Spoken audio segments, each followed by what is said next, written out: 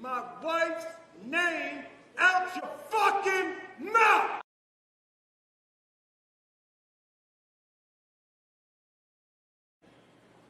That was a greatest night in the history of television. Huh?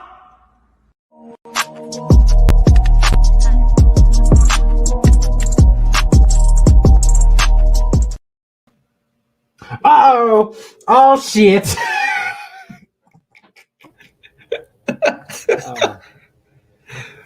Ooh. Yeah. We back. Yes, we are. We back. Mm-hmm. All right, you guys can you hear me? Can you hear me? What? Can you hear me? Yes. Oh, cool. Yeah. How you doing, y'all? Uh. No, really. How you doing? We back. We back. Yeah. Welcome back. Yeah. It is your y'all. host. We are back, y'all. Yeah, we're not gonna be back. Just for tonight, we're just not gonna be up too long and too late and stuff like that because we also got personal stuff going on, and also in T minus, I think in 40 minutes, we got a birthday coming. You mean right? You mean like 1 day and 40 minutes? Oh, my bad. Okay, I'm off about 24 hours. Mm-hmm. Okay. Anyway, but shout out to people in the chat right now. Yeah, man, we are back. Shout out to Eagle Podcast right here. Shout out to y'all. Thank you for coming. Yeah, I put the link up in there. I know some other people, I know they're gonna be coming up soon, but we got a lot to talk about here. First of all, I'll do in a separate video in terms of where I've been and everything like that, and also just how things been going and stuff. But things been going good. Everything's still alive, still here, and things been going great actually. But now the show will go on, and we ain't pulling punches. We're going full throttle, right? Much as we got other things to talk about. Moon Knight, Miss Marvel, the Batman, all the other stuff. The slap. The slap. What the 5 fingers said to the face? What? Oh gosh. Let's start with that actually. Yes. Let's start with that. Before we get into that, I just want to make sure you guys hit the subscribe button, comment, like, and share and everything. Also, thank you guys for continuous support since I had this little break with school and everything. School's still going on. It's still stressful and all that stuff. But we are back. Let's get into it. Not Trash Can saying not him saying the fake slap. Man. Honestly though, hold on, let me make sure I right here. But let me see here. Put here. All right, there we go. All right. Yeah. So let's just go right into it, because right after last night, once we go into the old media, the mundane, everything, I actually want to kind of end off with that if we could, because it's just so we can just talk about some other things leading up to that, because that immediately happened. Yeah. Okay. All right. We'll end with that then. Mm-hmm. So first, I gotta talk about the man, the myth, the legend, and everything. The Robert Pattinson, all this stuff. Yeah, man. Yeah. Batman has have now been released as of time of this recording, and it's been pulling out box office draw even since the pandemic even happening, and bit further proving that DC's basically milking all of Batman's properties and other stuff, and can't do anything else with other DC characters. And before we do that, y'all, I just want to thank everybody for pulling up here today, because we got some people showing up here right now. I got Mr. How you doing? I got Jay Takashi here, and I got Mr. My man, Black Man Unfiltered.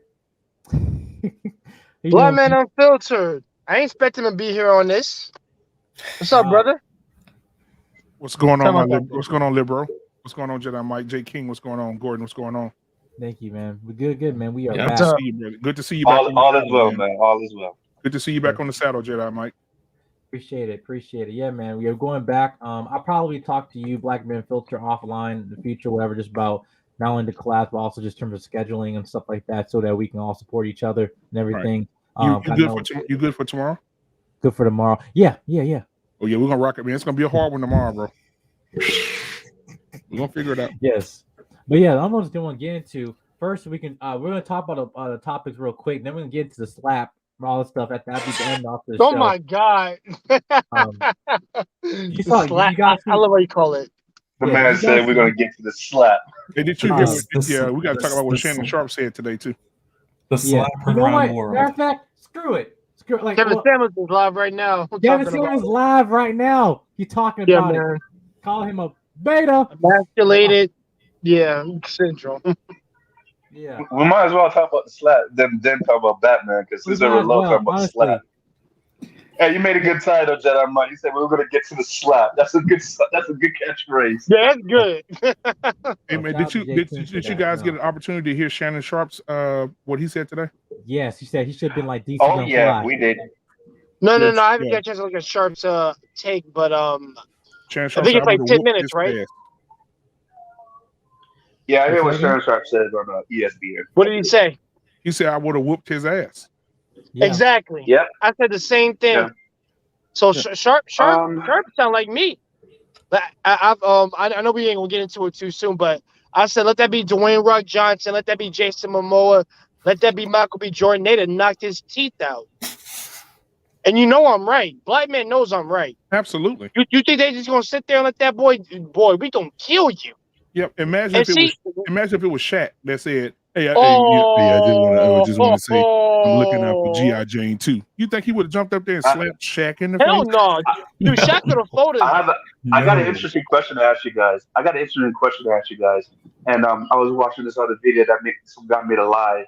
He made an interesting question because since y'all brought it up, like if it was Shannon Jackson or other people, if it was on Chris Rock's shoes, right? So here's my question: do you think? And he said this question, and I want y'all to think about this real hard.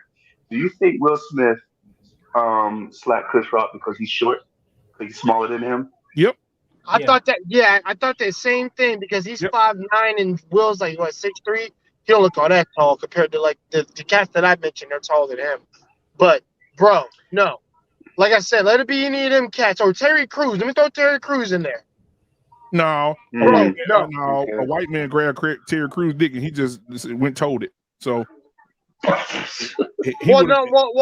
I'm talking about like, bro, in terms of like, you stand on chance, bro. You should not put hands on dudes who would kill you. I personally think I actually want to see what Jay King had to say about this issue because actually this is the thing about this whole day. I have my girl, like some of my friend calling me this morning, right? Beta. Oh, yeah, she called me this morning talking about what I think, and she thought it was absolutely unacceptable what he did, right? As talking about I agree. And violence and stuff like that, right? Now, if you guys saw my immediate reaction on Sir Hell Speaks, I was like, hell yeah, better slap the shit out of him. Yeah, like that's what I thought immediately. But after time actually wrestling with it and thinking back at it, could have been a better way of responding and what the actual ramifications of this decision. Honestly, I don't at that point I have to say I give props to Chris Rock in terms of his self-control. Yeah. Apparently, guys. I don't know if Black Man. Did you know? I don't know when it dropped, but like I think about an hour ago, he just set up an apology to Chris, but not physically. He just wrote it like he literally says, "I'm sorry, Chris." Right. Yeah. And to be honest, but he needs to do it in front of his face. Dude, that's the thing. Right. I agree with that. Exactly. Let me guys. Let me see. Okay, let me see Jay King what I think about this. Well, first off, I'll talk about the situation. I'll also talk about the apology that came with after that. When I first heard about this and when I first saw how Will reacted and heard exactly why he did it, the whole joke about Jada and her condition, I was like, hell yeah, like, you can't joke about that type of shit. Like, whether he knew about it or not, you can't joke about that type of shit. And yeah, Chris Rock, I still think definitely did not need to say what he said up there. But I do think that Will could have responded a better way. Like if it were me, I would have pulled Chris to the side during commercial and told him like, dude, that was not cool. Like I know, like, he was like Will was probably feeling a whole bunch of emotions. Like as we heard, he talks to Denzel and Tyler Perry afterwards. And they were basically trying to calm him down, saying like, don't let the devil like get you and stuff like that. That was a So it's powerful. like, That was a powerful saying when he said, Denzel. Like I Mhm. said, your highest moment. That's when the devil gets you, man. right. I agree. I I know. agree. Yeah, so I definitely think there could have been a better action that could have been taken. Now, Will did, as we said, like he did put an apology, but Chris also did as well not too long ago. Both of them apologizing to each other. Chris apologizing for the joke, Will apologizing for his actions. Yeah, I'm gonna pull up here right now. But Black Man Filter, what you got to think about the issue? The your first initial response to the whole thing, but also to now looking back at it now, like after being like 24 hours of it, also the apologies that came up, the different angles and everything, and now all parties basically kind of responded, and even the Academy responded. What is your response on this issue? The response is there's a time and place for everything. And my mom used to tell me when I was a kid, wherever you act an ass is where I'm going to tear your ass. And and I'm from the South. That's how mamas talk. Yeah, that's And how. so Yeah, I think that there's a time and place when Chris Rock, if that were me, and I got up this morning, I prayed, I said, God, if you can just put me in a time machine and allow my spirit and soul to connect inside of Chris's body just for that moment, the world would see a different thing. I think that when he hit Chris initially, Chris should have taken that right hand out of his pocket and knocked his ass to the third row seat. And because you have to learn not to be a bully. You only did that because you know Chris would not retaliate. You wouldn't have done that to someone you knew that would have retaliated. I'm telling you. And imagine if that was David Letterman or Adam Sandler or Jim Carrey. You wouldn't Dwayne have done Johnson. that. He's done. The sponsor will be taken away. He's done. But okay, but here, this is why I got to think now. They're not going to take that Oscar. They're not going to take that Oh Oscar. no, they're not. Oh, yeah, they're not taking that. Yeah, no, they not. Which is which, by the way, on the second note, well deserved. Shout out to him, his performance in King Richard. That's was my top performances of the year. I love. I second that Andrew Garfield too, but in Tick Tick Boom Boom, but. I thought he did a phenomenal job, and for him, for his long-awaited career to get what he got to this point, and now finally winning the Best Actor. Shout out to him. I really shout out to him. Now, I want to give my response to this. Now, having full context of the situation here, is that as Black Twitter gone, out bloom in terms of the reaction of it. One thing is, I think, is a bigger issue that. This kind of represents in terms of our culture, in terms of what are we promoting violence? Are we actually allowing this type of behavior, this disrespect to happen? Right now, also, what comes to the point of actually in the sense where a man can defend the honor of his woman, when an argument can be made, the woman never even defend his honor. I mean, this woman sat on national TV and said her husband's sex is boring. I slept with our son's best friend, and I love Tupac more than I love any man I've ever been with, and I'm married to you. But listen, honestly, like that was a point where I know I'm in conversation people that said that they didn't think that probably was do a whole tit for tat thing, but at the same time, in the recording too, you saw he was laughing at it, at the joke, right? And I guess until when saw Jada when she responded, that's when he immediately got up. But yeah, like also the camera like cuts right before we saw his face look at Jada's. And I think also they're missing footage because I definitely wanted to see Jada's face immediately after after the slap, but we didn't see it. We only got on him, right? But with that scene, I think I want to talk about men with the self-control where there was a time and place for it. Because last night I was arguing for the side of like, yo, he was right to do that, but was he wrong for hitting him? I'm like, yeah. Yes, he was wrong. Right. And I've been hopping around these lives because people have been messaging me, and then Sir Hill has his live now. I'm gonna say this. I'm gonna dip out, go see him, then come back to you. So watch this. So many. I know I play a lot, and I was joking at the beginning, trying to make y'all laugh. But anyway, so many people. He took so much from so many people last night with that gesture. Right, Mr. Packard. That was the first time a Black man has ever directed and produced an Oscar ever. You're going to take a historic moment like that. The night they give the reins to the Black man is the night you jump on stage and act a fucking idiot. Right? Then you had the first Afro Latina to win this award in 60 years. 60 years.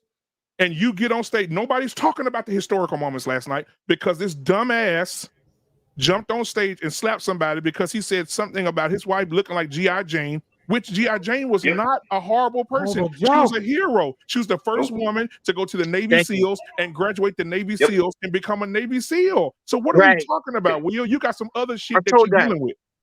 Yeah, I told my mom the same thing you just said, and I'm like, doesn't matter. So no. He held it with the most tameness he could possibly do, and nobody even knew what that meant. I'll be back, Jedi. No, go ahead, man. Go ahead. We family. But Black Man is correct, guys. I've been on 2 streams already to talk about this situation. You know. Shout out to the goddess, Riva TV. She's cool. I had talked to her about this, and it's just a matter of like it was classless, it was untactful, and just not proper mannerism and etiquette, like dead ass, like seriously, bro. Like let's be real. Like, I don't know what world he think he's living in. Clearly, it's not the reality that we're that we're all seeing right now, and it's not a good look for our own people. People look like stupid. Like, dude, you keep like we're trying to get rid of an agenda. You of all people who have an image and who's loved by a lot of people around the world, you are doing F shit and just screwing it up. Now, trust me. If another pillar falls off like Denzel, it's pretty much over. It's over. All your idols are screwed. I mean that too, because it's kind of like you shouldn't look up to celebrities for anything, to be honest. Because seeing how how they really act or how they really are. Now, granted, I'm saying, listen, everybody's human. They have a point of weakness, but do behind closed doors. Know that I don't know. For example, I tell you right now, I bet everybody on this panel will agree with me. I bet damn well in hell you would not catch Leonardo DiCaprio on some shit like that. Or you would not catch freaking Denzel Washington doing something like that. Those men, because guess what? You know nothing about their lives. Do you not? You don't know nothing about them. And they don't post their lives on social media at all. Really. Denzel doesn't do anything, really. All you see him on the red carpet with his wife at night. That's all you see me as, dude. Everything else you guys see me in movies, and that's it. That's really it, really. Yeah, dude. And I know I'm right because I'm like, I have yet to see one thing of Leonardo DiCaprio making someone look like an ass or a fool. Doesn't exist. I try looking, I'm like, haven't found it. Doesn't exist. So thank you, Jedi, my brother. Exactly. So with this incident, man, Black Man Filter was right because there was a lot of things that were going to go into Oscar, which I was really proud of seeing. The documentary thing, and also love for Tina's sister and all that. Yeah. But yeah, he was wilding. He was on some other shit, pardon my French. And he can ruin his reputation as much as he wants until he drops freaking dead for all I care. Oh. I don't care. I don't follow celebrities or like that because their reality is not my reality. And also, I think with this incident, this just further tells all the cats on this panel could agree that we gotta do better as black men. We gotta do better as black men. But I'm talking about like I'm tired of cleaning up I'm not here to clean up somebody's freaking mess. It's like trying to clean up it's like swimming through sewage water and trying to find like a clean fish. That's what it feels like right now. But come on, man, have some compassion for them, bro. No, but go. I want to get last response to Gordon on this because I didn't want to try to move on this because we just got some other topics too. But definitely, bro. Yeah, but go ahead, man. Go, Gordon. Okay. Cool. I'll make this quick before we get to the Batman part. So, how I found out about this is when my wife sent me that video. When I saw this, I didn't really laugh at it.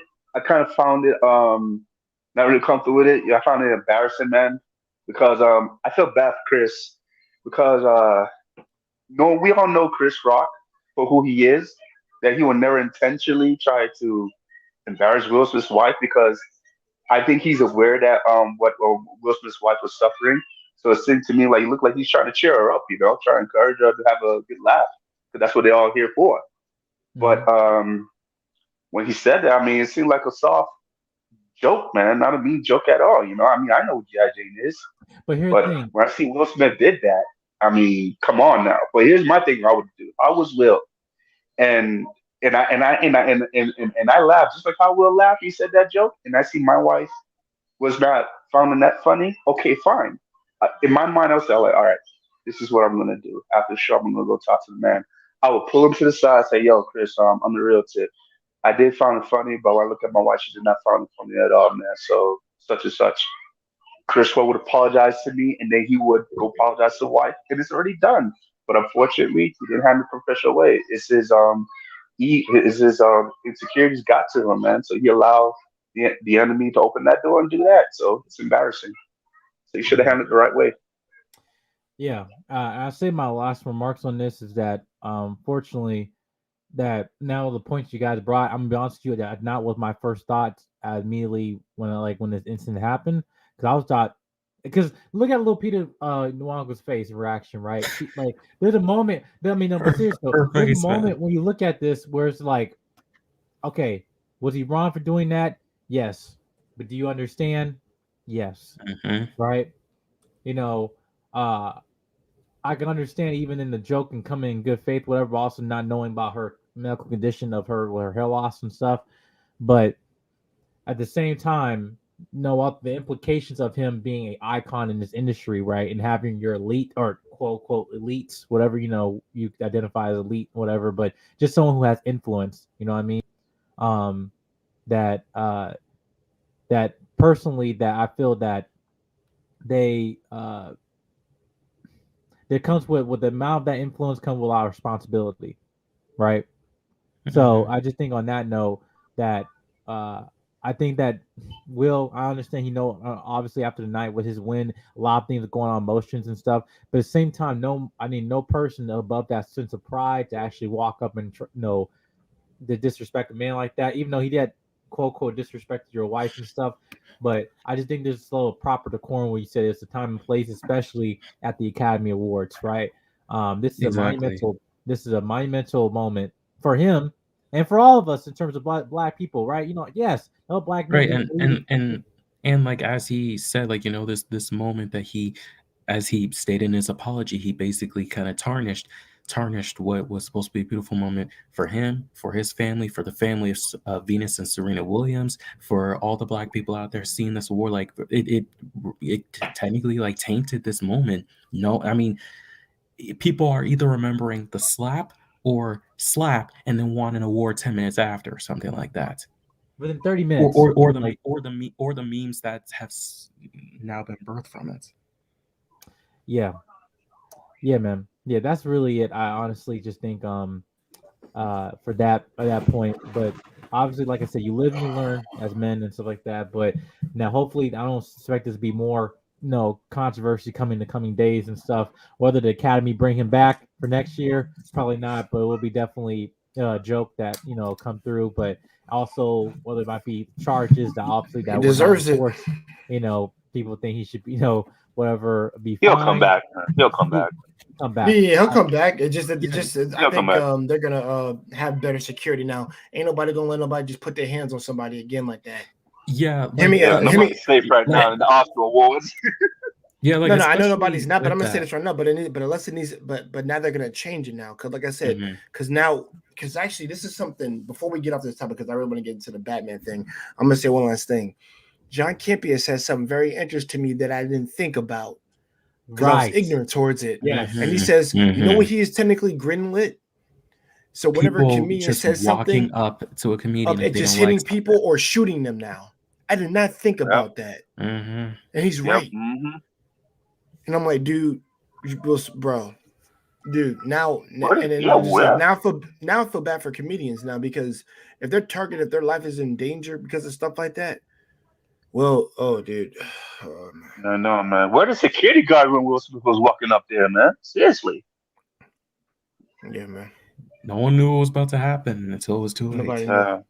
Yeah. Nobody's safe, man. Nobody's safe. Yeah, exactly. So, like I said, those are John Campea said some very touching words there too. Like I said, I've been on the panels and I heard some stuff they were saying. And for me, it's not about a matter. It's not a matter of Will being a simp for me. It's that he's a broken man, and I said he's a former shell of himself to what he used to be. That's what I go by. And like you're just broken, and you need therapy and help. Yeah, but yeah, and you made us all look bad. You did because we were getting nominated for a lot of stuff that day. Stupid. Yeah, exactly. If he just handled it the right way, exactly. Have a talk with them afterwards. Just say, bro, he didn't have to yell at all. Yo, bro, lay off that joke. That's my wife. All right, fine. He could have said something like commercial break. He could have said it after the Oscars. Yeah, or he could have pulled him to the side and been like, dude, don't do that. Like that wasn't cool. Exactly. And although Will Smith laughed, but when he saw Jada was annoyed, to slap him for it's like, okay, let me go deal with this. Yeah, let me go deal with this because she didn't like that. That's how you handle it. None of this would happen, but hey, it's what it is. And I'll say this before we end it off. I've said, listen, even whether my wife be Japanese or whatever, I'm not gonna insult my wife because I said, yo, bro, cut it out. That's your first warning. Is that after that, I'm not gonna put hands on you or assault you physically unless you put hands on me. But just don't do that. It's that simple. I've done that before, but not go up and just start the altercation. Because let's be real, because you could have just knocked this. I mean, Black Man was right. He could have knocked his teeth out. Mm-hmm. But hey, whatever, man. I mean, that's all we got to say on that. I think we've beaten this as as a dead horse. So everybody ready to get into Batman now? Jedi, would you like to, since you're the creator and the runner of the stream, would you like to segue us to the next topic? Yeah, no, I was gonna get into that, but I just want to let people in the comment section below let me know what you guys think about this issue. Do you guys actually agree that Will Smith should have done it? Do you disagree? Do you think there should be some consequences in terms of actions, making sure this doesn't happen again? But also, what does that lead to maybe the future of the Academy, how they're gonna operate for this so they can prevent this situation from ever happening? Please let me go. Let us know in the comment section down below. Let me know your thoughts. This one here. 1 second. No smoke for them. That's funny. I like that. The rappers, I mean, listen, as far as I can't say that out loud. Okay, so everybody knows. Oh, God Christ. I'm trying to think. See, you got to tap dance over this. See the world we live in now? I got to tap dance over stuff.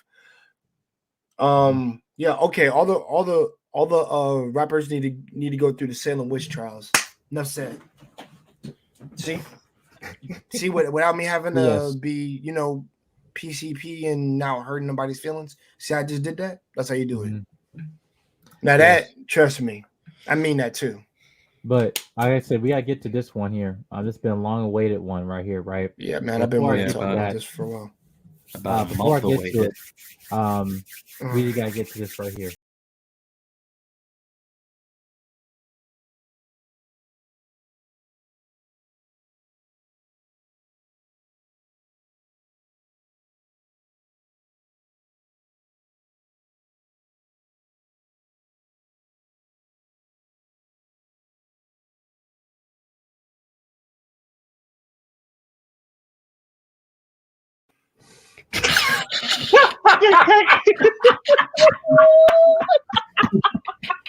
What was this I was watching? More look like a Batgirl, bro. Yeah. You could thank me for that. Batman breakdance video. You could thank me for that. Yeah, no, thanks, I did not see that coming. Why did that man did a good job, man? Y'all made my they did a night. good job. Yes. Yeah. The Marvels. But yes, we gotta talk about here. Oh, 1 second. This here. Stop. Here. Yeah, guys. We're gonna get into I said Bat Thriller. Yeah, we're gonna get into Batman. Man, yeah. One, I guess, the highlight of this year, from my opinion, in terms of cinema, period. Long awaited for this project to come in. First, it was a different Batman with Affleck, but now we got something totally different, but also totally something I think maybe even greater than what we have seen before, right? But yeah, 1 second here. There we go. Boom. Right, there we go. Dun, dun, dun, dun, dun. I love that. Michael Giacchino, for his score in this that film. score is so awesome. But first I'm gonna go first get to Jade Jakashi on this one. I know he really wanted to talk about this.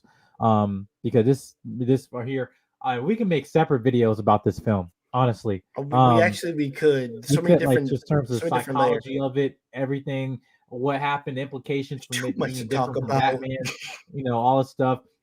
Something that they had the balls to do that no other Batman film has done. It actually changed the lore within its own family, right? And hopefully, if they want to do a Flashpoint,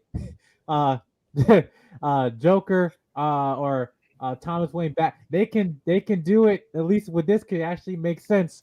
And by the way, guys, we're spoiling. Yeah, him being the detective, him and all the stuff actually making it more of a Long Halloween type of film.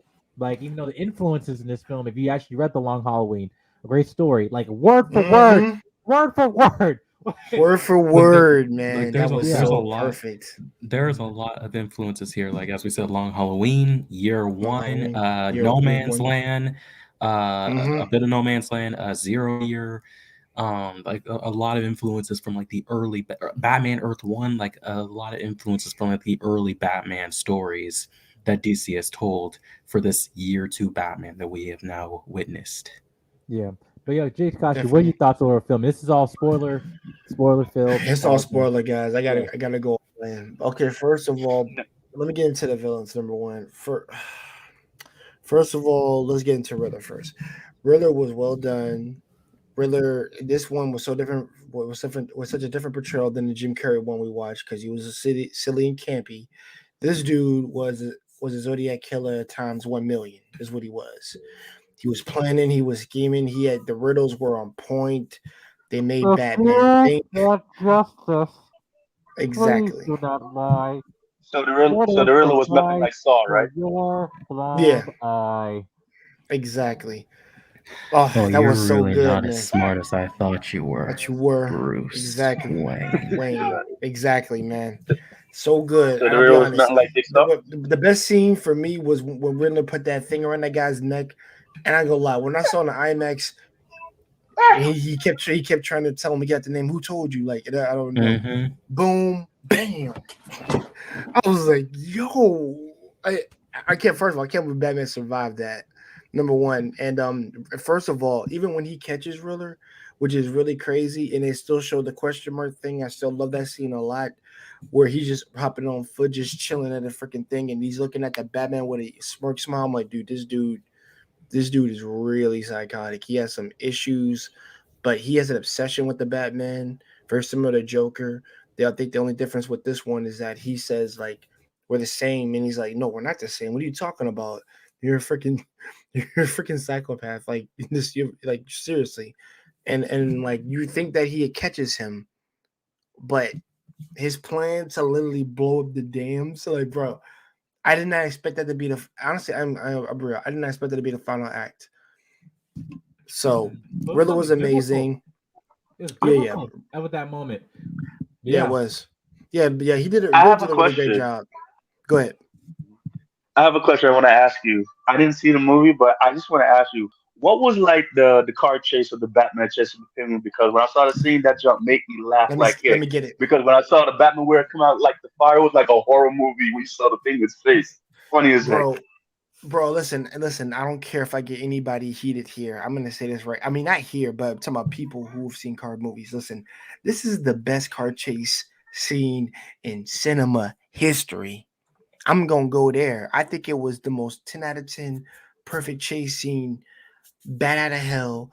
Just get out my way. I gotta get away from this Terminator-ish motherfreaker because he is going to kill me. That's all I gotta say. I'll be honest, he has the most intimidating Batmobile out of all the Batmans. Mm-hmm. I think, and he built it himself. And like, you want to know why it's intimidating? Because it's not a freaking tank like the Arkham games. This is a muscle car that this is a muscle car that is like, modified. It's almost like a beast just chasing you until you can't run no more. Right. It was like a horror movie, like a bat car out of hell came out of the fire. I was like, what the heck? And you saw the Penguin's face. But before that, the Penguin was laughing when he thought he got him. But I was like, oh, what's gonna happen next? I was like, yo, this is funny as heck. Man, when he said, I got you, you quick sicko. I got you. I just saw it again yesterday, guys. Yeah. Rada Alada. He's like, what is that? And by the way, his performance was amazing. Man, I can't believe Colin Farrell did that. I can't believe he did that. That's stupid. Doesn't even seem like Colin Farrell to me. That sounds like some other actor in there. That prosthetics was amazing. His introduction to him, introduction in the club when Batman first met him was amazing. Every scene that he was in, he committed some type of monster type thing. Yeah, like I cannot wait for this. Also on Jay Takashi's point that we are going to be getting a Penguin HBO Max series. This is one of the spin-off shows that were coming from this film, and I wasn't really intrigued. And where he ends up is good too, because especially like when they make announcement of shows. While me seeing the movie, I'm kind of like, okay, you're putting your universe before your characters, but then like, no, the character speaks for itself. I want to see more of what they did with him, and I thought he was utilized very well. Like I said, very like in terms of prosthetics, but more importantly, just in terms of using character, like the character, but seeing a character in the inception of like, okay, like a lot of these characters are not in their prime, right? And they're not there. They're like in their and the fact that you're setting them up at the end of a lot, and especially what happened, were not really the main Batman icon villains. Like, I'm gonna be honest with you, we've never actually got a fully developed of the more of the crime Falcone and Maroni families and any of the Batman films closest to the Dark Knight. We got the Maronis. We never really got the Falcones, right? Falcones at all. But this film and I want to say this because I also just realized this. The way that they handled the whole crime boss situation within this movie reminded me a lot, and I can't believe I forgot to mention this. It reminded me a lot. I don't know if you played it or like read it, of the Batman Telltale games, which focused so much on the crime family, which is like so similar that when I watched the movie, I was like, wow, this is basically almost like Telltale, but elevated up a bit. And I like that because it focused on the Falcones and the Maronis and the connections with the Waynes with them. Like, Falcone having been saved by Thomas all those years ago, which was even seen in the Long Halloween Halloween and in the I caught that when I movie. watched it too, because he said like he saw me like patch me up and stuff like that on the table, bleeding out. And also I love the honestly after upon second watch yesterday, be watching it again. I really love the scenes with him with just Batman by himself, like Bruce Wayne by himself without being Batman, where he's just trying to go to Carmine, like, yo, did my dad actually do this? My father, which I've been trying to live up to his legacy and do right by him and all this. I love that scene. Love it a lot. Speaking of which, I also like the scene where I also like the scene where like he just shows up as Bruce Wayne, almost like broke, and just shows up to Falcone's little spot, just like I love that scene. To talk to him. Yeah, like he said, like it's Carmine Falcone, like I'm here to see him, and they said, oh, it's Bruce Wayne. But let's get into the two best characters, guys. Let's get into Catwoman. Oh God, because I gotta save the best for last. If I may, like I just want to kind of get into this because like with this film, the one thing I've been kind of waiting for always, and trying to see more of a good depicted. Like, I like what The Dark Knight Rises was. Anne Hathaway did a phenomenal job with Catwoman, right? Did a phenomenal job with Catwoman, right? Okay. But this was something different here. Different. It was like it was straight up New 52, but like straight up like have you seen Batman Hush comics? Oh hell yeah. Yes. I've seen Hush and I watched like, it. In terms of the relationship, I thought was so powerful. And like something it's kind of weird because like I kind of relate with this character. I'll tell you guys on the back end, like relationship wise, but it's just like I know this person in real life. But like it just in terms of like their relationship in this film, it's like I relate to it so much you don't even know. Like it just like what did I miss during this break? Yeah, man. Okay, we can talk about it off screen, brother. Yeah, we'll talk off screen. Yeah, man. Nobody needs to know your business. Stop. Jedi. You can put down the eyes. Take down the Sharingan. All right. Anyway, put the running gun away. But anyway, no, but honestly, I relate to this like the relationship so much. Because it just felt so relatable, especially the ending. Like I was like, I don't say I got teared up. It was just like it was so powerful. Of like, it's like the last feeling I have this was like when Fast and Furious, when Dom and Paul were like driving away from each other, right? And it had the same emotion to it, but it was also like, like it's always like the push and pull, like they're not destined to be with each other, but they're all like they are like they're connected. They're intertwined. But you're watching the relationship in the inception of it, right? Because it's just like like there are panels, comic book panels that are mimicking, like leaving the scenery of them and the skyline and stuff like that. The way he's looking down at her and all stuff, the short hair. Like I thought Zoe Kravitz did a good job with the physicality, not just her just being a beautiful woman, but like beautiful woman, but her being like the actual purpose. Yes. She walked with purpose. When she said it on my stream, she walked with purpose, and I agree with it. Upon second watch, she definitely did.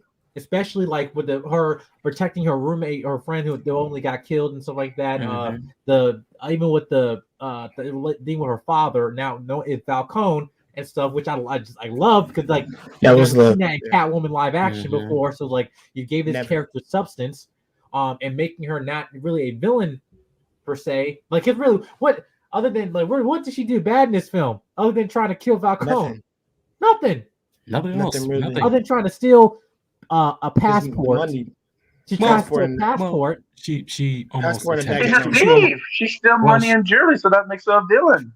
Well, I was about to say like she almost attempted murder, like when Batman and Gordon were interrogating that dude. But outside of that, outside of that, no. All right. Other than that, I'm just saying like. Because he had a hand in to the point of like of turning her because like even then like from Anne Hathaway to this like Catwoman being more of an anti-hero, but in the way of like okay, the Batman's the balance in terms of his relationship with her, but also in this version of him being someone he can rely on because he's always even solo, even with his with Alfred, he even is felt disconnected with him in this film, right? He feel like I gotta do this by myself and I don't care what happens to me. We all been in situations like that in life where we feel like, Speaking of Alfred, can we talk about how I almost had a heart attack when I almost thought that Alfred was dead? I know for a second it was like, well, he I'm like, no. I thought like they're not gonna kill him off. What was Alfred like? This is a different kind of Alfred. What is he like? So like, yeah, I thought Andy Serkis did all right. Did a good job with Alfred and stuff like that. But it was just like a scene where he's being his caretaker of his stuff, but at the same time, it's like there's situations like he's trying to say, hey, man, you don't need to do this all by yourself, and you need to be Bruce Wayne, right? And so, which I think it was a creative choice, not really Robert Pattinson's acting ability of him not having the distinction between Bruce Wayne and Batman, which I think was some people's criticism of the film, right? I think that's a nitpick, personally. It's a nitpick. Yeah. I get it. I knew because he's year 2. I give him that grace, right? But at the same time, I know we're going to see that being developed because even then. Him being vengeance when he develops the Bruce Wayne persona. I know what you mean. But him being vengeance throughout this whole film, even then that has an expiration date. He realized I can't be that. I can't be that. Be more at the end.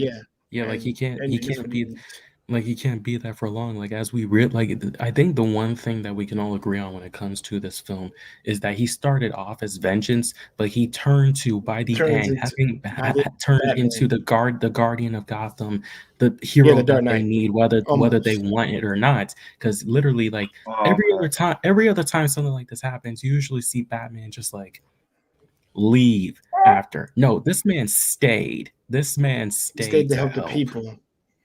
Right. So the movie is basically about vengeance, right? Okay, right. So it's about vengeance. Yeah, it was based on his anger and his anger that he never conquered, and also he was using it as a guiding tool. Did like especially with characters that he did, like with the side characters from the like that the guy at the end that attacked the Catwoman at the end, and then like he took the adrenaline, which that was a highlight. That was a highlight. That adrenaline moment. Like, first, I don't want to spoil that good scene yet, but I would say yes. That I think the highlights for me really are the relationship between Catwoman and Batman because that's out of the comic books, and I was like, dude, that's their relationship. How did you pull it off? I don't know why you did it, but you did it perfectly. And I'm sorry, I don't think anything's gonna top that. Like to me, that's like the biggest highlight right there. That right there, and also for me, Batman understanding that he needed to be more than a Sentinel. Because at the beginning, when I watched it, like I said, I saw it again yesterday, guys.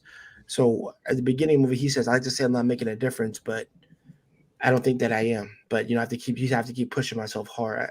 He has a journal literally right here of everything that he does. Rorschach. He's writing all this down. Stuff. Some Rorschach shit.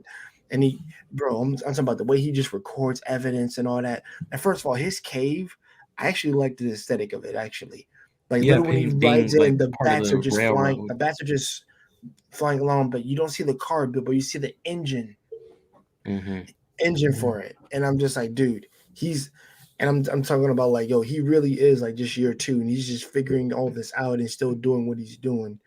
And I'm gonna be real, the fact that the cops don't like the idea of Batman just walking in a crime scene. He said like, no, okay. First of all, we talked about Selena and Batman's like shit. Gordon. Let's talk about Gordon and freaking Batman. That was perfect. That means Commissioner Gordon, right? He's not commissioner. He's Lieutenant. Detective Gordon. Not commissioner. Lieutenant Detective Gordon. Yeah. He's not commissioner yet. Yeah, but he's not commissioner yet. Yeah, but he's at the point where he trusts Batman enough where he's like, well, actually, he's like, you gotta get out of here. Hit me. Get out of here, yeah. Hit me. He said, and then he said, like, I don't trust anybody but you. I'm gonna do okay. Yeah, I thought this was. Even though there was a joke that I only for 2 years. He said, even though I only for 2 years, I don't even know your name, man. No, you're not supposed to. You just know that I'm Batman and I'm helping you out, bro. Yeah, like one of the things I felt they did a phenomenal job with this was because like they established him being a partnership. Even though like I did a good job with Gordon and Dark Knight trilogy, but with him. With Jeffrey D. Morgan, like what he did in the sense of that, yes, it was still that Lieutenant Gordon, but it was a different aspect where it's like, okay, even up to a point where in a crime boss city where your politicians are bought, everything's corrupt. And at the end, I liked it when he arrested Falcone. It's like, I own you guys, like not all of us, right? That was a powerful scene, right? No, man, I'm sorry. Yo, man, that thumb drive, man, that thumb. Yeah, he said this guy's hilarious. Yeah. Any of you guys saw the deleted scene of the Joker? Yeah, we're gonna get to that. We'll get to that last. But first, gotcha. But first, though, let's talk about how complicated Riddler's puzzles and everything were. Not just the ones in the movie, the ones that apparently existed online. Yeah. Yes. Yeah. It was like Arkham City type stuff, man. Yes, it was like Riddler trophies. Remember that shit? And have y'all seen his like final message, the one that he left online? Like if you went to the website rataalada.com, I decoded it, so I have it right here saying, "Yo, J King, are you decoder?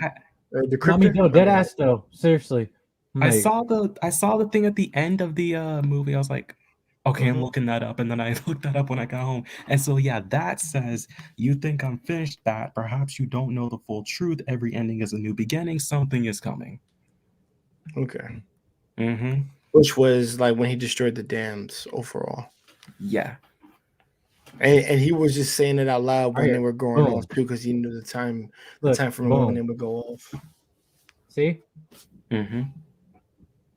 Yeah, that's basically it right here. Yeah, so I feel like what Matt Reeves did a very good job in terms of not kind of establishing the groundedness level of it, and especially talking about in the future, because I don't see having any type of supernatural villains, and I really don't want them here. Right? You said that too. In my stream. I don't want to see Clayface. I don't see Killer Croc. I don't want to see what else? Like who's the supernatural or or Man something Bat yet? Yeah, like, you're right. I mean, Matt, he has talked about wanting to do a new take on Mr. Freeze, and I would like to see that. I want to see that Mr. too. Freeze, I don't think he's that supernatural. Definitely the Court of Owls as well. Yeah, people keep saying the Court of Owls. We've heard that. I think they can do that, but with Mr. Freeze, they have to wait a bit. Because Mr. Freeze is something that they can do definitely with him in the future, because like with him. Like the best episode, obviously, of Batman animated series. Heart of Ice or something like that. Sub-Zero. I like Batman movie Sub-Zero. Or Batman movie Sub-Zero, because technically, that was a good one too, because it showed his humanity towards his wife, like what she meant to him, what happened to him, how he got pushed into that refrigerator and then just, became a victim more often than not. And then you understand what he's doing because he said, like, well, at least with the New Adventures, they further explained it when they said my time is running out and I can't be with my wife no more. He said, there's no hope for me or your city. Everybody's going to feel my loss now. Well, that's not true. But also with that is also being in a position where the whole city's surrounded by water now. Like that can be something where, so it's just like, of course you're gonna say that Aquaman like freeze water. Gotcha, bro. It's something where it's like in a way of, okay, we're in the no man's land territory now. It's like, okay, you got Penguin, he can control the iceberg lounge, pun intended. Mm-hmm. And then you can have Mr. Freeze, do the whole thing. Like, I had to say it. Oh yeah, by the way, do okay. First of all, let's give props for Batman for going into a lounge and just fighting his way to get to the Penguin. He knocked on the door. This man knocked on the door. Literally. Right. And he just flexed and beat the hell out of anybody that got in his way. He said, yo, put that down. Threw it anyway. Like, F that. And let's be real. I'm actually surprised this Batman has enough sense to bulletproof his freaking suit.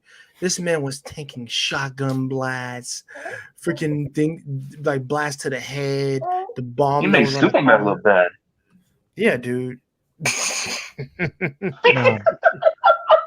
I ain't gonna lie, man. He was. Dude, you know what I'm talking about, right? I know what you're talking about, bro.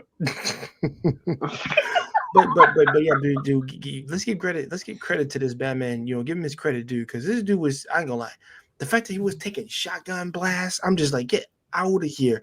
And don't get me started on that end. That ending action scene is one of the best action scenes I have ever fucking seen. The fact, just like in the trailer where he falls down, it was just epic in the movie when I saw him. Like, bro, I was like, bro, Arkham Knight. When that happened, I was like, bro, Arkham Knight, bro.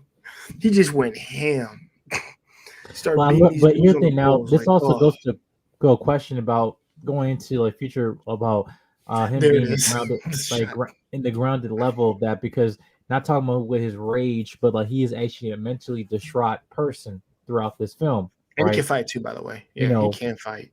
But the point of what I want to go more in deep into was something that the Riddler did. Like, you, as an audience member, you felt the clues were something that was almost interesting to explore, but wasn't confusing to understand or comprehend if you're not really a Batman fan, whatever. They actually narratively gave you a way that you can comprehend, but make it a more intellectual film. But no way do you feel like you are.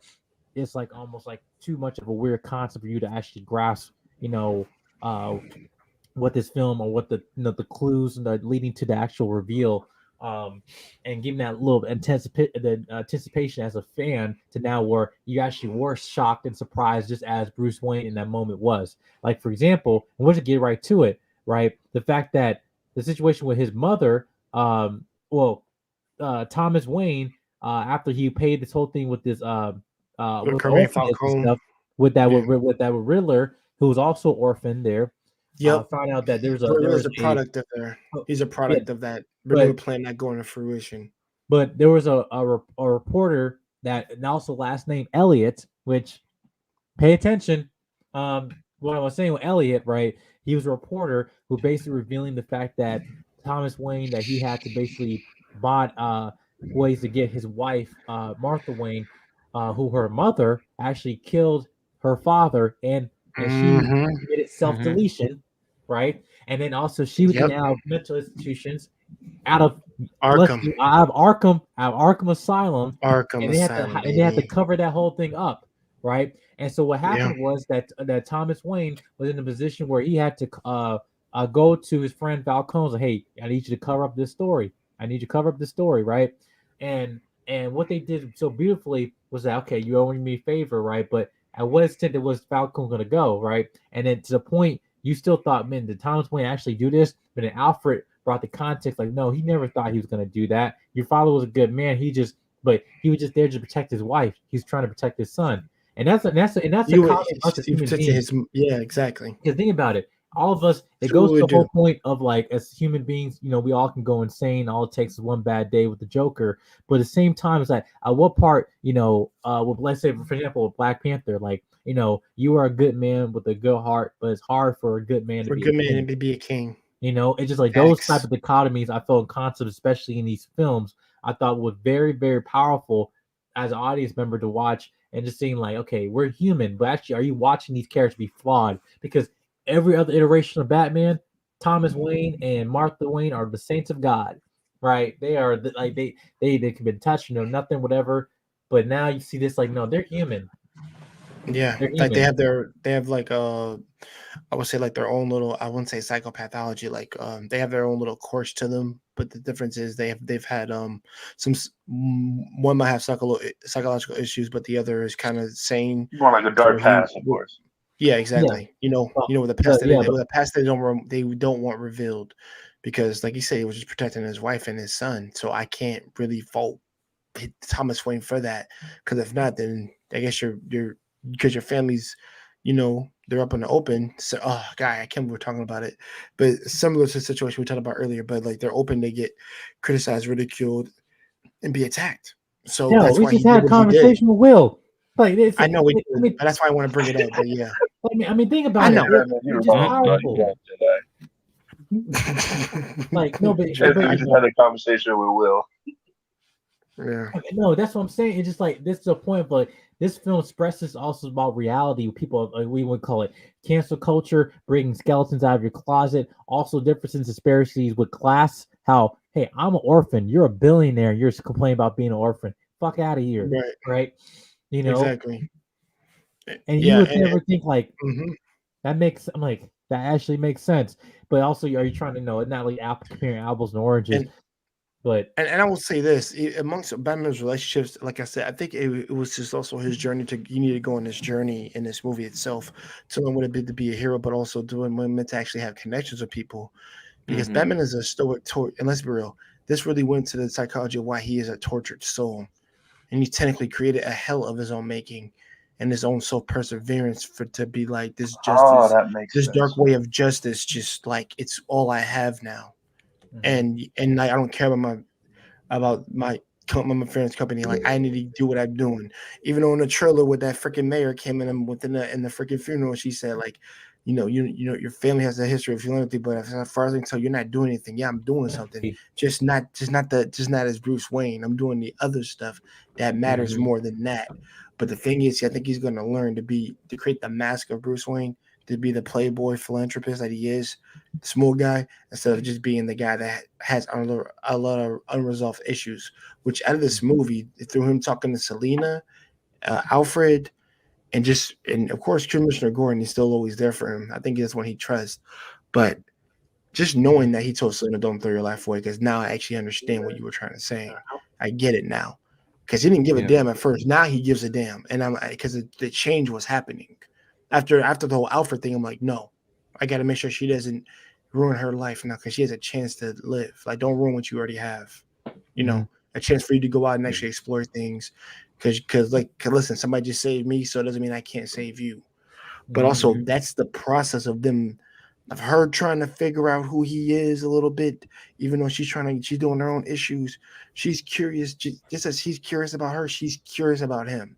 That's how the love starts. That's how the love starts. That's what part I relate to. That's why I like that. I relate to it so much. That's why I'm like, and where that I saw a relationship, like at least depicted that, at least in this year or in films, like and recently that I've seen a long time, when they depicted that, I'm like, damn, I relate to that so much. Like I'll tell you guys behind the scenes, but I was like, damn, they got it. Bro. That's why I said, that relationship is too perfect. That's the problem. It's too. I can't find any flaws with it, and I'm like, I like that. Yeah, I was gonna say, like, along with the relationship between him and Catwoman being one of the things that kept him from really turning to like a much darker side, I think that another one of the strengths of this film is the fact that, because the thing that people always say about Batman, he's a loner, he doesn't want any of his partners there. But no, if you've read enough comics, if you've seen enough adaptations, and if you've seen this is the birth of him. Like, he may have started off as someone who didn't want anyone to like be involved in his life of being, a vigilante, of being the Batman. But this is the birth of him learning that I can still be the Batman, but I am allowed to have happiness in my life. It's literally that it's almost like testing that whole philosophy that was made in like Batman Mask of the Phantasm, where it's like, I never counted on being happy, but you can be. But you can be happy, that was a real good animated movie. Yeah. And the relationships with Alfred, Gordon, and Selena are just to start with that. And obviously, we know those are his anchors. And with his adopted sons, and the many more Bat family members that he has garnered throughout the years, and still continues to garner even to this day. Jay, I know you know what I'm talking about. I know what you're talking about. Yeah. Yeah, like he may start out as a loner, but he's not stupid. He knows that he needs connections to stay sane. Right. Yeah, he has to. Otherwise he'll turn out like the Joker or any of his villains. That's actually one of the biggest conflicts of Batman. Is that he will eventually end up like that. Like I said, we can go back to the Punisher, to Daredevil. One bad day from being me, brother. That's all it took. Now I want to get into the Joker. That's so we can try and get onto other topics here before. Definitely. You think he makes you soft? Right. I'm not gonna lie to you. I've never seen anything like it of the Joker in my entire life. When I saw it, it's kind of nothing like it. I believe that beats Heath Ledger. I'm sorry, in my opinion. Well, Mark Hamill and Heath Ledger. Yeah, I'll give you that. Yeah, and Joaquin Phoenix, of course. Mm-hmm. This Joker looked like what I can infer from this, and so we get more information that this. I feel like this is maybe not even became the Joker yet, but maybe this is like when he fell into the vat of chemicals as the Red Hood. Batman may have arrested him right there and then, and that's why his skin still looks like crusty and like him, and his hair is not even like back in and everything like that. Like, he's not the Joker yet, but being in Arkham is definitely going to make him the Joker. And that scene, like Barry Keoghan, who many of you probably remember from Eternals, like I felt uncomfortable, which I know I should. Yeah, can I give you guys a spoiler of how it happened? Can I give you guys a spoiler? Because I found out the director kind of revealed that what they can be that way, or just don't bother. Y'all want to search it for yourself. I mean, I know. Yeah, no, I'm saying I know. Like, it's basically so he apparently was like he was born with this type of deformity, right? Basically that all these scratches and scars he got, and the fact that he has like a physical condition, like Killer Croc. I'm sorry, Jedi. It's just Killer Croc. He's wrong for that. I'm sorry, Jedi. Because you say he was born with he compared the Joker to Killer Croc because of his face. Hey. B-E-T. Jedi, I'm sorry, man. Forgive us, man. It's just this guy messed it up. Blame him. He hates me. I love you, brother. Don't worry. First of all, kick him out, man. Don't kick us out. Kick him out. No. First of all, I will never forgive what they did. All he wanted black people and sunflower seeds. I'm the new guy here, man, but this guy just kind of threw me off guard. But going to like with this film, I was saying that with the scene that he was basically was born with a deformity, and also have this laughing condition where that's where he was from, that he's all face scarred up and stuff, but he's slowly not who he was, who he's going to be, but he eventually will evolve. But I'm curious to see that what they're trying to do, make him like maybe moving out through the series like more of a Hannibal Lecter type of thing, where he's not probably the main villain, but someone the resource to talk to, whatever, X, Y, and Z. Because we've been kind of jokered out. We also got another series going on with him that might be getting a sequel with Joaquin Phoenix and stuff. But at the same time, I'm glad I won't say I'm glad they removed it. I'm glad they revealed it so way that we kind of don't be waiting forever for them to tell us what happened. But like, this would have been distracting the film. And also, it would have also be it would have stole the show, but also it would have actually revealed the Riddler's motivation without actually the narrative, of us revealing who he is in terms of his tactics and what his intentions are. Because then just bring like another player on top of. I'm not saying it was too many characters, but just like this would have been a very distracting scene because I think it was a very powerful scene, right? But I gotta say for him going from Eternals to this is like night and day, which is why, like I said, the whole thing with Marvel transition to DC and stuff like that. Like I felt with him as an actor, I felt he's very good, and I don't think he was utilized to the best of his ability in Marvel, unfortunately. In his films, just knowing him as he is as an actor. But I'm very intrigued what he can do in the future. But he even said that he only think that Joker probably won't be the villain for the sequel. And I actually agree with him. I really don't want him to be. I'd rather see him be present, probably, but more of just like I said, a Hannibal Lecter thing, like he's in the cell or something like that, and be used more of just for the narrative of the film than actually being the main antagonist. Yeah. I have to agree. Like, I don't want like Joker to be like the villain of the second one. Again, whoever it is, Mr. Freeze or whoever is the second villain, I don't want Joker to be the main villain. What I would like though is something similar. Again, going back to Telltale, to what they did with the Joker there, which what they had him kind of like almost like an ally and a friend who admired Batman before he fell into the darkness as the Joker. Be, as you said, like a consultant.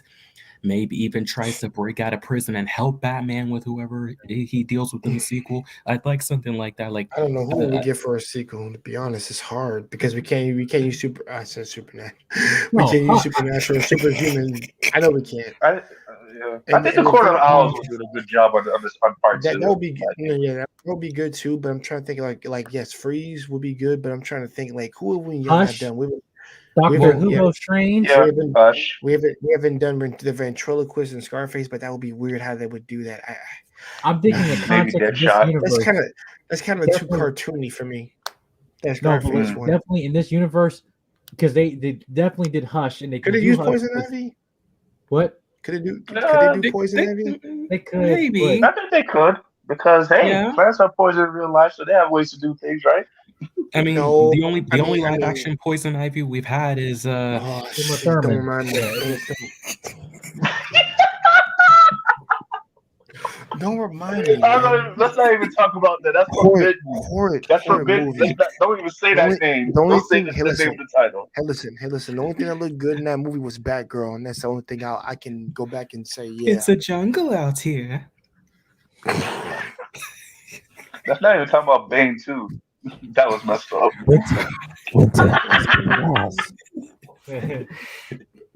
No, but we should actually do that one time though. Honestly, we could try to roast one of the old films like that. We could do Batman, Robin, and other stuff like that. Like do like an old review. Love that, and just talk how badass. Do a throwback. Yeah. We can do one of Catwoman or something like that. That'd be fun. We do one day. We could do that. But this throwback. But all in all, I guess we can go to our ratings. What do you guys rate it as? I mean, if you were to rate it, what would you give it? I said really I can't really rate this film. I said to me, like I said, I won't say above the Dark Knight trilogy, above Batman Begins and Rises for me. Dark Knight and this is two different films for me to compare. But I have to say for me, really, I say this one's because of the Catwoman relationship. That's something that just we got to talk. Man, yeah, we got to talk definitely. Yeah, but for me, and I've brought this up before to like multiple people, I tried not to compare this to any of the Batman films before because I believe that all of them have their own thing to say about Batman and his world, their own takes on him and everything. And you can appreciate something in each of them. There's something that the Dark Knight trilogy had that this didn't. There's something that this had that the Dark Knight trilogy didn't. If I were to rate this like number wise, I get this an 8.5 or a 9 out of 10. I really like this movie. I like the aesthetic. I love the cast. They did a great job, and I can't wait to see what's next. But comparing it to other Batman films, it's one of my top favorites, but I don't want to compare it to anything. Okay. I feel you. So for me, guys, I think like I said before, I'll say it again. I think the Dark Knight movie, I think Joker and Two-Face held that movie up. Really is what it is. I'm not saying Christian Bale wasn't good. He was good. But for me, just Joker runs that movie. Now, when it comes to, and Batman Begins was amazing. Now, Dark Knight Rises was decent as best for me because the Talia al Ghul stuff didn't make any sense for me while you bring her in last minute. I wasn't a fan of that. Yeah, but if we're talking about in terms of, it really did, bro. That was poorly written. Now, if we're talking about like this type of Batman character and this type of movie and like all the strengths that it has, I think it's in top 3. Be honest. Like honestly, argument can be made for top 2. Dark Knight was most likely be number 1, but I think argument can be made for 2 in this spot. Just what it did with the characters, what it did for Batman as a character himself, giving like I said, the Bat Catwoman dynamic, the Gordon and the Batman dynamic, the villains were amazing. You really got a sense that Batman is human in a sense, but it's his willingness to want to get rid of crime and strike fear in the hearts of criminals, which was great. By the way, I wanted to talk about that. The fact in the beginning of the movie that these cats were so scared of this man that they were looking in shadows of the corner and wondering if he was coming out to get him. As much as the Dark Knight did that in some regards, it never did it to this extent. These cats are literally looking at these cats are looking in the shadows like, is this dude right behind me? The dude came out the store that robbed looking in the shadows like, yo, is he right there? Like, dude, these guys were afraid of this dude. Like, he's been putting some work. He's been putting in some work. I'm not gonna lie. Like they're afraid of him. They looking in like all corners. Like whenever they did a crime, and as soon as they see the bat signal, they get scared. The only people that didn't get scared was the group with Tim Drake in it. Sorry, not Tim Drake, but you know what I mean. That is Tim Drake. Tim Drake. Yeah, just say it, Tim Drake. That's what it was. Yeah, but it's Tim Drake. Yeah, exactly. That's so funny. That's really funny. It's so funny, bro. I laughed too when I saw. I'm like, what's Eddie and Titans? Is what I thought. But no. But overall, guys. Oh, you're muted, Jed. I'm like, but overall, I think that they, like I said, they did a good job just portraying the Batman very well. I can't complain at it. I think he's really well done. His costume is beast, and it's not. And I'll say this, it's not even done, to be honest. That's just one of the ones that he's been using, but it. So well used. I'm like, dude, that might be one of my favorite Batman suits, like top 3 actually. If we're gonna be honest, like it looks really, really good. Mm-hmm. And just the fact that, like I said, the fact he was in that lounge just using all his freaking gadgets, he has no mercy. When he just put a hook through someone's leg, I was like, whoa. God, I'm like, yo, he's a savage. Like it really shows to the brutality that Batman can produce. But all in all, I give this film a 10 out of 10. Even with that Joker scene, wasn't a fan of that in there. But the deleted scene, I did like. And I can't wait what they do with this franchise, man. I really want to see more Catwoman in this movie. At the end of this movie, I wanted more Catwoman. I want to see a Catwoman series, man. I want to know if she becomes a burglar, if she runs into Bruce at one point. Just be like, yo, that would be so dope. As long as it's nothing like the last Catwoman solo thing we got, Jed, I'm like, you really, they're not gonna do that with they're not gonna do that to Zoe Kravitz. They're not gonna do that to her. What they did with that movie, turn her into that Halle Berry one. But Gordon, what's your I never saw the movie, so that's why I asked questions about it. I just saw clips of it on YouTube. But I will say this, because when I found out they're doing the reboot of Batman, I thought it wasn't going to be that good because, like, since the connection with WB and the Snyderverse and stuff. But the more as they film and make another trailer to it, I'm like, okay, this is very dark and gritty. So, for my 2 favorite movies of the Christian Bales was The Dark Knight and The Dark Knight Rises. But to be honest with you, I would, if I was to see that movie, but I think, in my opinion, looking at this, I think this will go into top 3 next to the Dark Knight Rises, The Dark Knight Rises, and the Batman to it. I have to be honest. I'll be honest with that. Yeah. I mean, like I said, it's just so different from the other films, but it just maintains the dark and gritty nature of like what his world is, what Gotham is. And Gotham was a character. Let's point that out. Gotham was in itself a character. Throughout this entire film we watched. And just, God, they did so much great stuff. Yeah. And Batman actually, by the way, Batman actually saving people at the end. Let's highlight that. We never really get to see that sometimes. And I'm like, that's good. Yeah. But that's what I just say, guys. Let me know what you guys, if you have seen the film, your thoughts on the Batman. For Gordon, the film, you can still catch the film in theaters right now, but also the film will be coming in coming on HBO Max on April 19th. So you can be watching that. I know what I'll be doing, trying to reach out. I know I'm going to be trying to dissect the film again for that, but it's 2.5 hours long. Some people can be debatable about saying if it was too long or not, but either or, it was 2 loved hours. It was almost 3 hours of goodness. Yeah, guys. But let me know your thoughts on the Batman in the comment section down below. All right, so now we're just gonna get to 2 more topics here, and then we're gonna call it a night here because you don't want to be long. Yeah, we got you, bro. Yeah, so hold on 1 second. You guys take care. I'm gonna sign out. Okay, talk to you guys. All right, cool. All right, Goran, man. Take care, brother. All right, man. All right, yeah, too. Yeah. So one of the new additions, obviously from Marvel, we have coming soon this week. My face is so big. Yeah. So before we get into the one that's coming, what? I said my face is so big. Yeah, that's a go. Yeah, but one of the things that I felt that the that new things that came out recently from Marvel, that new show, we got She-Hulk, we got Moon Knight coming up this week. But the main one I want to talk about coming up before we get into Moon Knight is actually Ms. Marvel, right? So her trailer came out, and people are obviously talking about it and stuff. And I gotta be honest with you, I think this show is actually cute. Like, I think it's that's a word for it. Oh, we got a lot to talk about. I think especially the show on my end. Yeah, I think for me, I'm gonna let you guys go first because I gotta watch the trailer real quick and see real quick. Well, you haven't watched it? No, guys, I have not watched it yet. I've been busy working. Oh, okay. All right, I'm gonna watch it real quick. You guys have the conversation. I'm gonna watch it real quick. Because so I've not seen it. Okay, but going to saying this for 1 second. Wait a second. But yeah, Ms. Marvel. For those of you guys don't know who Ms. Marvel is, she's a Marvel character. Her name is Kamala Khan, and she's from Jersey. She's actually a Muslim Pakistani character. Right here. 1 second.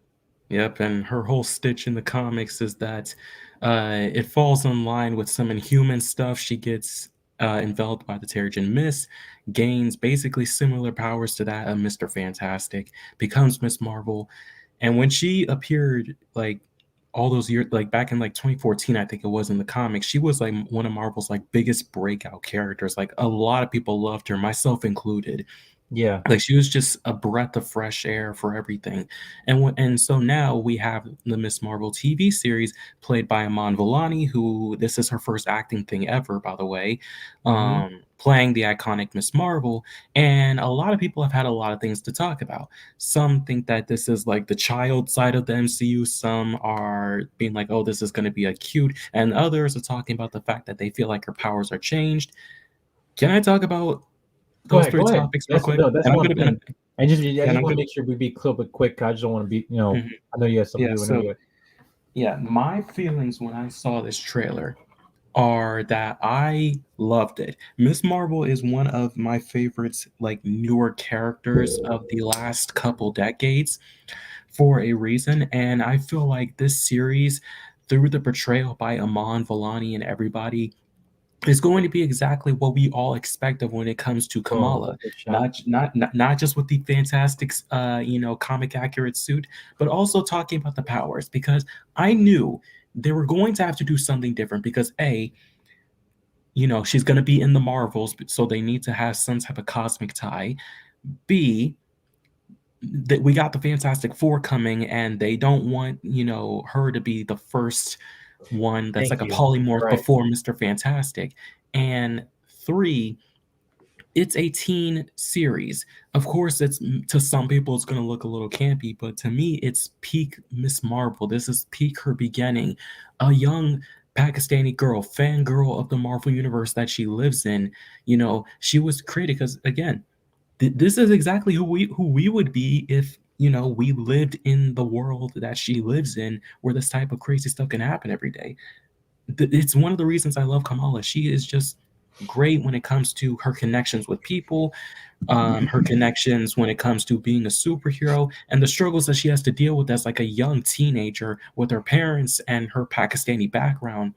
It's something that I've always enjoyed, and I feel like the series is going to definitely emulate that. Again, and going to the powers, I don't really think they changed it, because if you can zoom in a bit, right? She did not. Yeah, her limb, like, they may have added in the whole, like, walking on like a spatial dimensional thing, but her limbs are still extending. She still has the big fist and everything that you see in the comics. It's just a little bit added, a little more cosmic to fit Green along the Lantern lines of, type of thing, right? not really, but kinda to fit along the along the lines of, you know, Carol and of Monica Rambeau. So that way it's not like, oh, we got these two cosmic guys and girls, and then we have this one, you know, normal polymorphic girl on this team. You know, it makes sense why they did this. I'm excited. I feel like the cast and everyone are going to do great, and I'm just excited to see it. This is one of my favorite ones that I was looking out for out of the three that we know so far for this year. First was her, second was Moon Knight, and third is She-Hulk. But I'm looking forward to all of them. But I am so excited for this. Yeah, number one was She-Hulk for me, but me too, man. I ain't gonna She-Hulk for me, bro. She-Hulk. I'm a She-Hulk fanboy, man. She's a lawyer, and bro, I'm like, I always thought She-Hulk looked good too. By the way, bro, like she was just tall but strong. But one thing I'll say with this is like we talk about our powers here because like I think this is the more child side of the MCU, and people like obviously saw Tyron Magnus' trailer reaction. He just like all this stuff, right? But people calling this the cutesy side, the 4 kids, whatever, the 4 kids version. 4 kids version, nice Pokemon Yu-Gi-Oh. Well, I actually think this show will be a breath of fresh air, because especially you know how much darkness we're gonna go with Moon Knight, and then to go dark. Exactly. Right, and to go with this, you know, I compare it to how we had so many dark episodes of What If, but then we had Party Thor, and everyone's like, "Oh, all right, well, we hate that," but like, no, this I actually think this is good though, honestly, because because I actually think this because like for Kamala Khan, her being a predominant character, and the fact that they did a creative decision, because I hated her powers. I love her character, hated her powers. Right? Man, you must hate the Avengers game then, Jedi Mike, because she had the same abilities. I mean, I know. Yeah, I know your look. But I actually did enjoy her character. I won't lie. Yeah, I did enjoy her character while playing that game. Yeah, I have to say, like, I played the game as well, and that definitely like emulated her character as well. And again, like her powers aren't even like her defining trait. It's her leadership and her connection to people. That's why she's the leader of the champions, for Pete's sake. Yeah, she's helped Miles. She's helped Miles on a couple of things too, which is why I like that relationship. They're best friends, actually. Best friends, which you never saw that coming, by the way. Right, like her and Miles are best friends, and both somewhat maybe have a crush on each other a little bit, but yeah.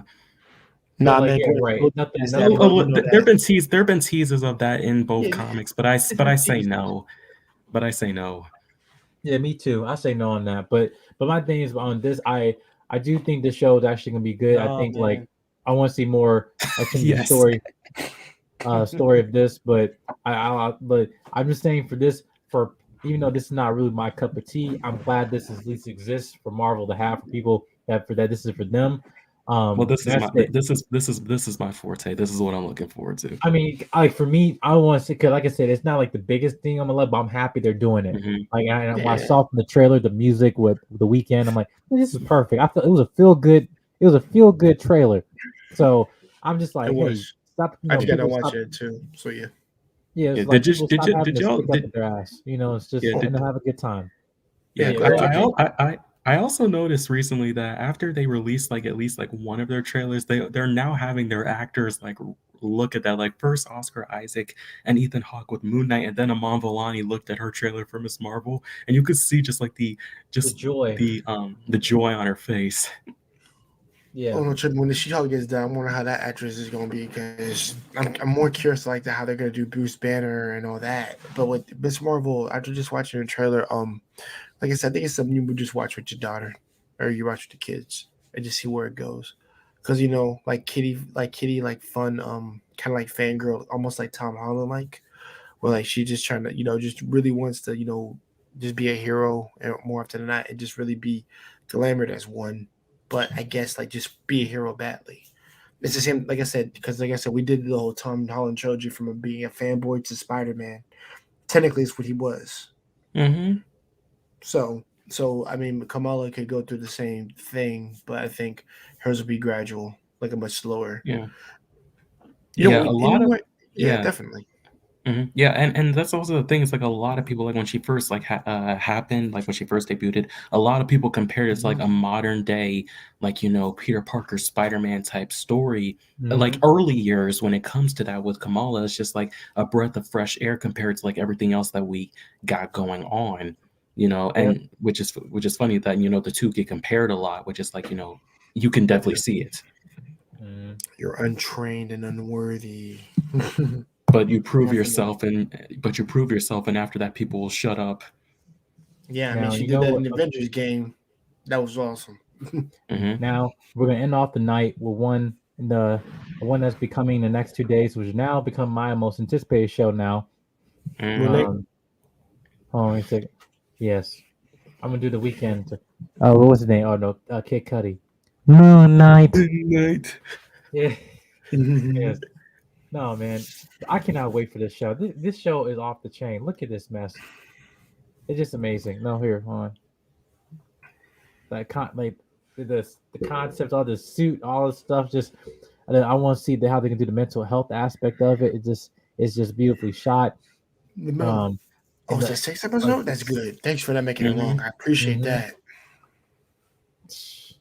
Yeah, which a lot of people are complaining that these things aren't as long as like how WandaVision was long, but it's like no. I think it's fine. That's what we felt with the Netflix series, at least with 2 at least. Which, funny enough, I'm rewatching Daredevil now that it's on Disney Plus. I'm rewatching them again. Yeah, but look at this mess here, man. Like the black outfit a lot. That's Mr. Knight. That's Mr. Knight right there. The Mr. Knight identity. Yeah, man, I he's clean with that. I need to get a suit like that. No, seriously. Funny enough, at the red carpet for Moon Knight, I think that there were masks for Moon Knight that you could get. I need to find one. Yeah, we need. No, man, that'd be cool. But like I said, this is gonna push the commies of the MCU to different to a different sector, hopefully going to Midnight Suns, which will hopefully can get to supernatural aspect of it. But this is just beautiful, dude. And honestly, I'm not really that familiar with Moon Knight, but I'm actually going to go with this show blind, like literally. Well, I mean, I know little information. I mean, I'm reading his current run that he's got going on right now in the comics, but outside of that, I only know really the origin, and that's about it. Yeah, outside of like team ups that he's had with people like Spider-Man and Daredevil, I don't really know that much either. Exactly. I know what's up with Khonshu. I know at least the at least the most that I can without knowing too much, and I will learn more after the series. I'm interested enough, and again, I'm reading the current run that he's got going on. But I want to still be, and I feel like I'll still be surprised with this, even no matter what type of information I know about him. Right. But yes, man. But I will say this. Yeah, Moon Knight will be coming on May 30th. That'll be this Wednesday. Did you say May? Excuse me, March. No, he meant March. Is what he meant. You know what he meant. It's been. Listen, man. Listen. Yes. It's been a minute. Moon Knight Day is my day. Right. Yeah. So yeah, be on the lookout. We'll be doing a review about this later, either this week or next week, whatever, or this weekend and stuff. Right. But yeah, but I just want to say now we conclude the show. I don't want to keep everybody up, but thank you guys for tuning to this live. Just our return stream and stuff has been long awaited, and everything. And I appreciate you guys just for sticking around and also like showing your support with my hiatus and stuff like that. But I appreciate y'all and look forward to what we do in the future. But I also wanted to moderate to make sure you put Jay Takashi's link in the chat for his channel and stuff. Talk about anime and other stuff like that. Subsector, stuff on YouTube and stuff like that. And I just want to show support for him. Thank you, brother. Appreciate it. Yeah, I know. Make sure I have. If you have seen our previous videos, whatever, but I have links to whatever our Jay King's social media as well and stuff like that. But also you can find him here on this channel and talk some Spider-Gwen, brother. First of all, I'm about to end this shit. And guess who shows up? Yo, how dare you? You disrespectful, a little sneak. I'm just playing. Yo, why didn't you tell me? Why didn't you tell me you had one over an hour ago? Yo, what is with your mic right now? I can't even see you right now, J King. I don't even want to see. I'm like Helen Keller. I'm pretending not to even see you right now or hear you. You've hurt me. You hurt me. You hurt me too. Jedi. Love you too. I love you too, Jay. I love you too. You disrespectful, spineless little SOB. You hurt me to my core. No, Jedi Mike. See, now this is a prime example of the shit I'm talking about. You see how he can insult me and I can take it like a champ. Oh yeah, we can Unlike take it. Same thing with Mandrell. The same thing with Mandrell. Like we can. Yeah, Mandrell. Yeah. Yeah. No. See, that's Spidey. He can dish it out, but he can't take it. I can't. What are you talking about? What are you talking about? What are you talking about? No, not you, Marcus. I'm talking about. We're using you as an example. I guess it's a stool pigeon, aka Batman. Stool pigeon. But anyway, I don't want to keep everybody up long, but I will say we'll be back very soon. We'll be doing stuff, because I'll be doing a video just playing what I've been doing this past 6 weeks or almost 2 months. Hey, Will, aka Jedi Mike, why'd you let slap Chris Rock like that? Why you gotta slap Chris like that? Okay, guys. We've already talked about this. We're gonna talk more about this off the air, but also for further announcements. Me, Jedi, J King, and Marcus will be talking about the Sonic movie when it comes out. Once we finally see it, because that final trailer was fire. And guys, Knuckles is looking like a badass. Idris Elba should get a voice actor award once this movie's over. You're the only Y'all person talking about Halo? You're the only person in the world I know that's an advocate for Sonic. My friends are gonna be saying it's trash, but look, the first one was a pleasant surprise on Valentine's Day right before COVID. And I'm gonna see this mess, and I'm gonna enjoy it, and I'm gonna be a kid again. A lot of people, dude. I never seen so many black people who were Sonic fans react to this, and they looked all hyped for it. I'm like, bro, this don't look so good. Yeah, J King. And also, by the way, the early reviews for it there's been great things that's been said about it. J King, dude, like everybody's been talking about good things. Apparently, hold on. I'm excited for it as well. Marcus, what are you talking about? No, I don't want to. No, you're not excited. You're pretending to be excited. No, he is. Yes, he is. He's a Knuckles fan. I'm keeping my enjoyment where I'm gonna accept it for what it is, and like, you know what, I should be pretty good. Like, I'm not trying to have expectations like I didn't have for the first one, and they were succeeded. So we're gonna watch this shit, and we're gonna have a good time. We're gonna have a good time and be. Oh, look at and shout out to Miss Uppy Unicorn, man. Shout out to all the biggest supporter on her. But yeah, Unicorn. Man, this is being blurty. That's right. You're gonna end the live right now. Yeah, because you got everybody. He got work tomorrow. I know J King got some stuff to do. Yeah, I do too. I got class in the morning. Or I got work in the morning. But we're gonna be back on stream. Next time you can see Jedi Mike, you'll be seeing me. And shout out to Tamika. I'll be back on Lapeef on Wednesdays with the Broken Dusty Show, and we're back talking about with the fam again.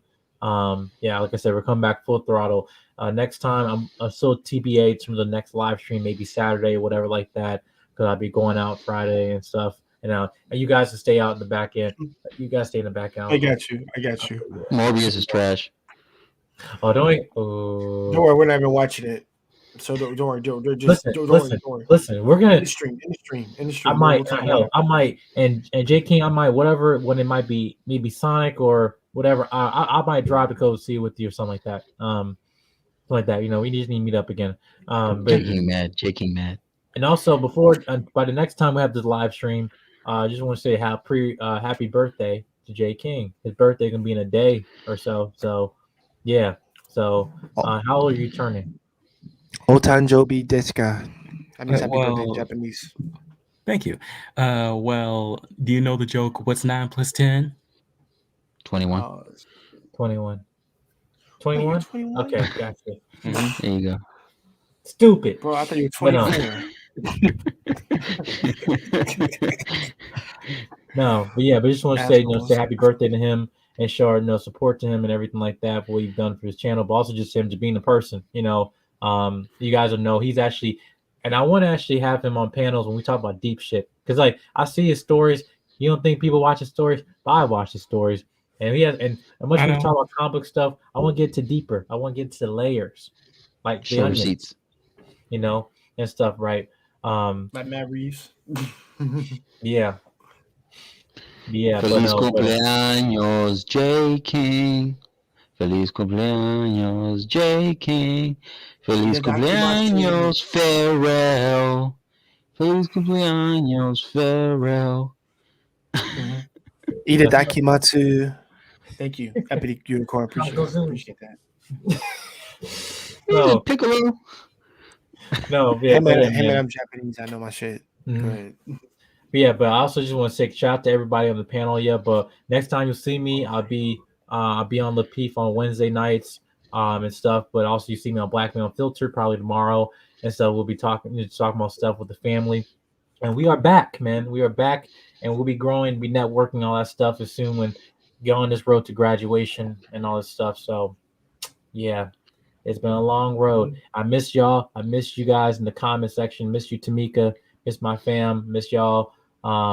Miss my Lapeef family. Miss my family up here. My bros. Yeah, we are back here, y'all. And time to get to work.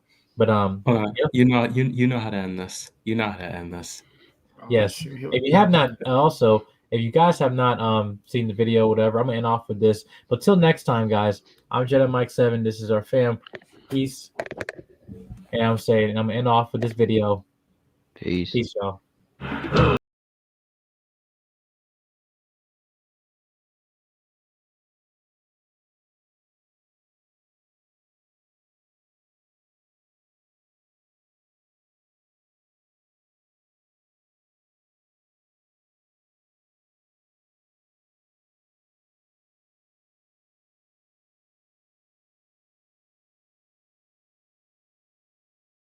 My wife's name out your fucking mouth!